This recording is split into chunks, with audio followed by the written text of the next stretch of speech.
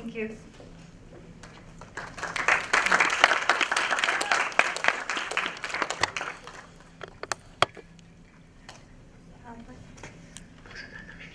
Okay. Hi. We all go through life with a simple goal of being happy, content, fulfilled. However, in order to reach certain goals, we will come across certain adversities, difficulties in life. The true test lies in how we deal with these particular adversities or difficulties that we're going to come across, which will shape the course of our entire life and make us the people we are, being motivated, successful, and strong. I just want to share a quote with you.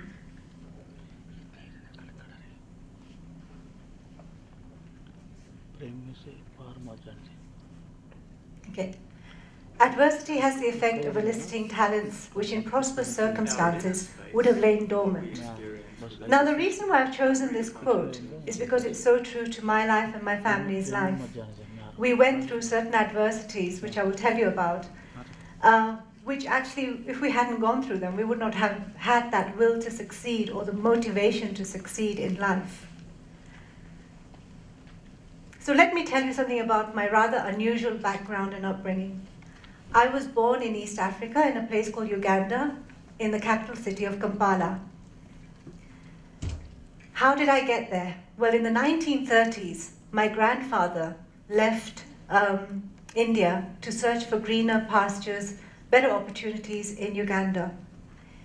My grandparents moved there and they settled in a small village west of Kampala. They settled in a small village west of Kampala and decided to look for opportunities to do well. They came from very impoverished backgrounds. And one of the things that they found that there was an opportunity to do was make clothes, sell those clothes to the locals in return for freshly grown home produce, which my grandfather would then take to Kampala, sell it, and then buy more material to make more clothes. So slowly the business started prospering and they started doing well. Pretty soon they had 10 children, my mother being one of them. So my mother, when she was 17, met my father, and he was also in his late teens, and he had also left India to go to Africa in order to obviously seek greener pastures. Pretty soon they started doing very well. My dad worked in a bank. My mother brought up 5 children, including me, and life was perfect. You know, my mother, until the time she passed away a few years ago, always said how it was the most perfect, comfortable life. We were doing very, very well. We had a lovely home. We had all the mod cons. We had everything that anyone could ask for. But with adversity, you never know when it's round the corner. You never know when difficulties are going to hit you. What happened was that in 1972, I must have been about 7 years old that time, Idi Amin, the dictator, decided, he took over the government in a military coup, and he decided that he wanted all the Asians out of the country. And he gave them 90 days to leave. Now either, they had to leave, or it was facing jail, death, and persecution. So there was no choice. And suddenly, in 90 days, 80,000 Asians living in Uganda were forced to leave, including my family. Now you can imagine, just imagine yourself in that situation where you have everything one day, you've got your friends, your family, you've got all your comforts, and suddenly you're told that you have to leave the country, you have to leave everything behind. You can imagine the panic and the trauma that you would go through. People started, sorry.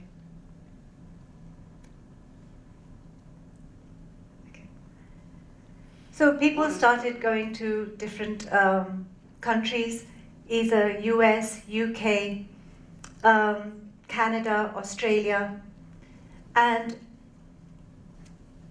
it was like you had to queue up for the immigration, you had to leave, and it was not easy. When they left, they had nothing with them. They had 2 suitcases. In our case, our family, which actually was one of 30,000 families that went to live in the UK, all we had was a couple of suitcases to our names. We had to leave our home, our possessions exactly as it was, and just leave it behind and run. When we landed at Heathrow Airport on the tarmac, you can imagine what everyone was going through. From 1 minute or a few months earlier, you had everything in life, and you land on the tarmac and you're branded a refugee. And that's what we were refugees. It was a very, very tough time. My mother cried practically every single day, as did others, because they were crying for the days that were never to return. Life in England was completely different to what they were used to, or what we were used to. And the first thing I remember as we landed at Heathrow was being given coats to keep warm, because most of us had never experienced the cold weather before that. And these were donated by the British government and the British public. So we had these coats, and I always remember I had this nice big, red furry coat, and the memory has stayed with me till then. The only thing that the Asians, the Ugandan Asians, had with them, although they had no money, was grit and determination to succeed. They had a good education, and they had an entrepreneurial spirit. They had that will to succeed. So within a few months, about 1,000 people, had already found jobs in factories, in, service industries, in local companies. But a majority did not, and they were looking for other avenues. They had to think beyond the box because, again, they had lost total identity and points of reference. What they did in Africa, they could no longer do in the UK. We started relocating to different places. My family went to live in London. Now, one of the opportunities that some businessmen did actually discover or see was that at that time in UK, all the shops in the 1970s used to shut by 5 o'clock and stay shut all day Sunday. So suddenly these Asian entrepreneurs suddenly decided, hang on, there's an opportunity here. We're going to open shops, and which are going to stay open all day, maybe 24 hours, and all day Sunday. And soon enough, the UK became a nation of Asian shopkeepers. If you go to the UK now, you'll see many of the small shops being owned by Asians. So that is how sudden opportunities came about. In fact, they did so well. And the best thing was they had a family, the whole family chipped in to make the business a success. So the mother, the wife, the parents, everyone worked 24 hours. Even the children coming home from school would work. And it was something which became a family concern to do well, to succeed. Life was still not easy, but most of them found opportunities. Some, discovered that Asian food was a big thing. So people started making samosas, people started making pickles, and these businessmen did so well that in 1990, a lot of them actually featured in the Sunday Times rich list of the most 500 richest people. As for me, where were my opportunities through this massive adversity? Well, I got to experience school, college, university in a very multicultural background. And, a lot of things that I've learned since then have held me in good stead till now. One of the things I did at the age of 16, because money was still very low and we still needed to do well, I took up a job, a Saturday job. Now in the West, working on Saturdays or doing a vacation job is a very popular thing. And I remember at the age of 16, I started working in the local department store, and then I progressed onto working on Saturdays in Harrods, which is one of the most exclusive stores at the time it was in the world. And the amount of things you learn, and I remember that although I didn't think I was learning much at the time, but discipline, punctuality. I remember even if we went late into work on a Saturday, we would be told to go home. If we even went with torn tights, we were told, you go and change, groom yourself properly, and then come back or go home. So there were a lot of learnings from this. One of the things the Saturday jobs allowed me to do was pursue a passion for travel, which has stayed with me till the end. And I remember that I saved up every single penny that I could from that first Saturday job, and within 1.5 years, I had saved enough for a trip to Spain. Now, this was my first trip abroad after coming to the UK from Uganda, and it was amazing. The country, the people, the food, the landscape, the architecture, and I was completely hooked onto travel after that. And travel became a lifetime passion for me. I started saving up every year to go and visit new places, and I still maintain, even till now, I say that there's no better education than travel. In fact, one of my best quotes is that travel is the only thing you pay for that makes you richer, and it really, really does. As for work, or rather before work, I was at university. University was again another learning curve. It was a time when I discovered that independence is not as glamorous as I thought it was. I was desperate to leave home, go out partying, but the first thing you learn is suddenly you're not able to go out as much as you think you can, because you suddenly have to start budgeting. You have to pay for your rent, you have to pay for your electricity at the end of the day, you have to pay for your food at the end of the day, and there's no home comforts or mother's homemade cooking. So that was a tough thing as well.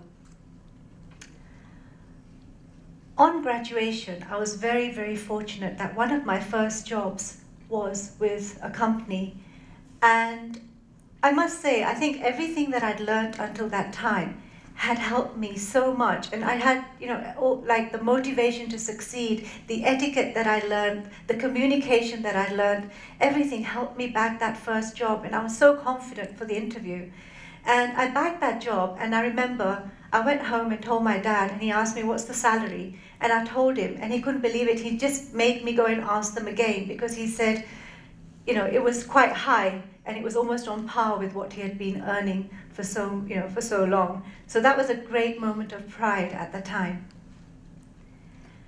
After a few years of working, I moved to Bombay. I met a man who was based in Bombay, and I decided to again pack bag and baggage and move to India. Now, India was not what it is now. In 1991, it was still called Bombay. There were still it was on the verge of economic liberalization.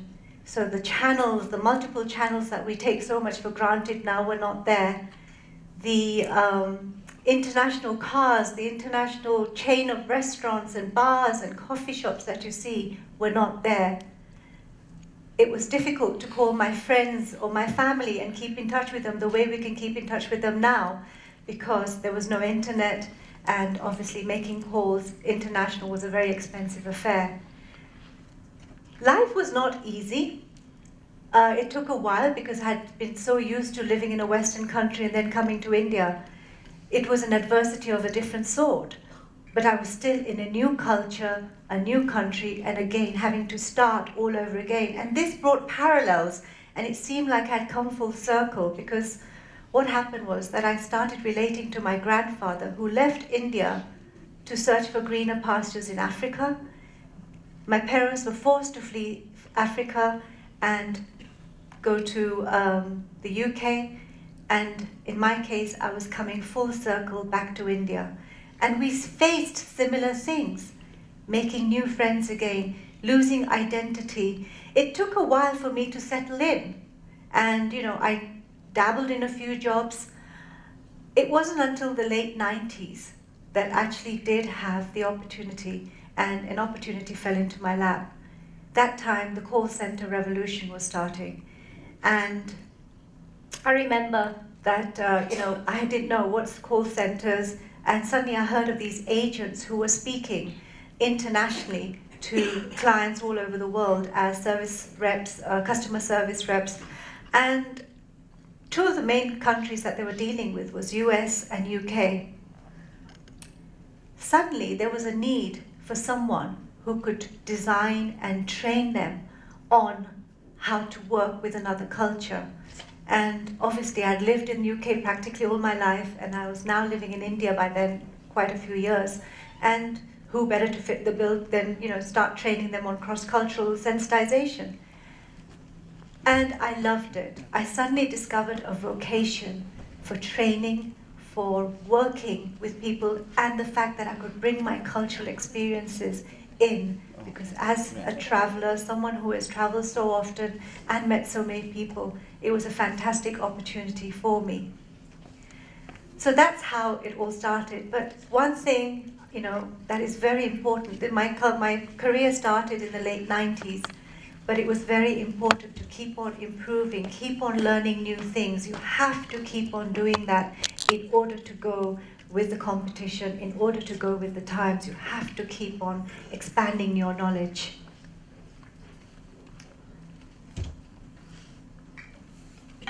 So, what does adversity teach you? It teaches you, it forces you to adapt to change. Like the Ugandan Asians, we had no choice. People were pushed against the wall. They had to think out of the box. They had to think about what they can do to survive. It was a survival instinct. Soon, as refugees, they became creators of wealth and opportunity for others, because they managed to think out of the box, make a success for themselves, motivate others as well. And that was vital. It motivates you to go beyond your boundaries. Think again out of the box. What they were used to doing in Africa, they had to think out of the box. They had to think of new opportunities which were cropping up everywhere. And believe me, there are opportunities everywhere you see. Adversity teaches you to be patient. Things will not happen overnight. Things did not happen overnight for us, but we had to have that optimism, and we had to work hard to make things happen. The opportunity for you to beat the odds and shine.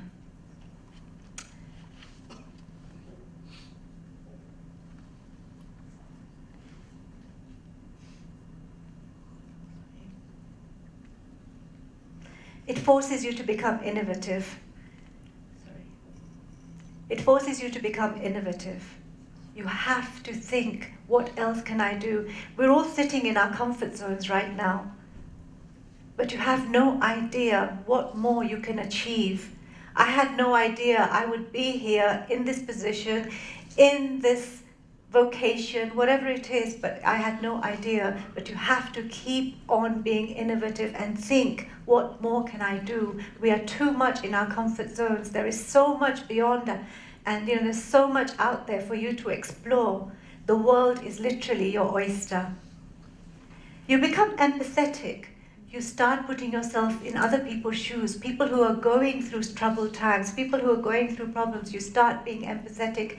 Great leaders are the ones who show empathy because they can understand things from other people's point of view. You discover yourself, you grow, you go beyond that comfort zone. You go beyond a lot more, because there's a lot more out there for you than what you think. We only limit ourselves, okay? So there's a lot more that you are capable of. The world is your oyster. There are no boundaries. Thank you very much.